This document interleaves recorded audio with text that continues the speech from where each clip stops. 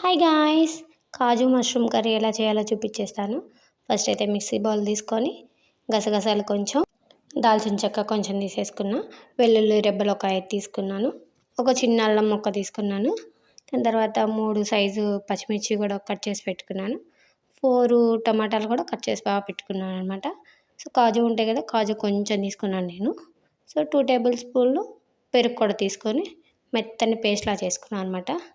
So దాని తర్వాత pan పెట్టుకొని కొంచెం ఆయిల్ యాడ్ చేసుకున్నాను అనమాట. ఆయిల్ యాడ్ చేసుకొని కొన్ని జీడిపప్పు తీసుకొని బాగా ఫ్రై చేసుకుంటాను అనమాట.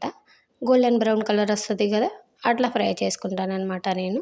గోల్డెన్ బ్రౌన్ కలర్ వచ్చిన తర్వాత మష్రూమ్స్ ఉంటాయి కదా, అవి చిన్న చిన్న ముక్కలు కట్ చేసి పెట్టుకొని వాటిల్లో కూడా ఇందులో వేసి బాగా ఫ్రై చేసుకుంటున్నాను అనమాట. అది చూడండి, అలా బాగా ఫ్రై గోల్డెన్ బ్రౌన్ కలర్ వచ్చేదాకా ఫ్రై చేసుకొని పక్కన పెట్టుకున్నాను అనమాట. మళ్ళీ స్టవ్ వెలిగించుకొని పాన్ పెట్టుకొని కొంచెం ఆయిల్ వేసుకొని కొంచెం జీలకర్ర కూడా వేసుకొని ఫ్రై చేసుకుంటున్నాను అనమాట. 3 సైజు పెద్ద సైజు ఉల్లిపాయ ముక్కలు తీసుకొని సన్నగా కట్ చేసుకొని అవి కూడా ఫ్రై చేసుకుంటున్నాను అనమాట. అవి కూడా గోల్డెన్ బ్రౌన్ కలర్ వచ్చిన తర్వాత సో గరం మసాలా ఒక స్పూను, కారం 2 స్పూన్లు వేసుకుంటాను అనమాట. ధనియాల పౌడర్ ఒక స్పూన్ వేసుకొని సో పసుపు ఒక చిటికెడు వేసుకొని బాగా మిక్స్ చేసుకుంటున్నాను అనమాట. మిక్స్ చేసుకున్న తర్వాత అగో చూడండి, ఆయిల్ అంతా పైకి తేలాక ఇందాక పేస్ట్ చేసి పెట్టుకున్నా కదా, దాన్ని కూడా అందులో మిక్స్ చేసుకొని బాగా కలుపుతున్నాను అనమాట.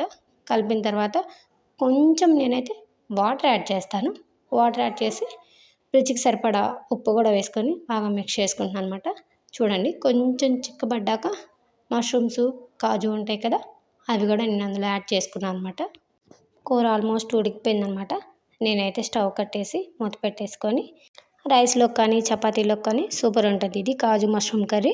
నేనైతే బిర్యానీ చేశాను గైస్. బిర్యానీలోకి మాకైతే సూపర్ ఉంది. ఎలా ఉందో కామెంట్ చేయండి. Okay friends, bye.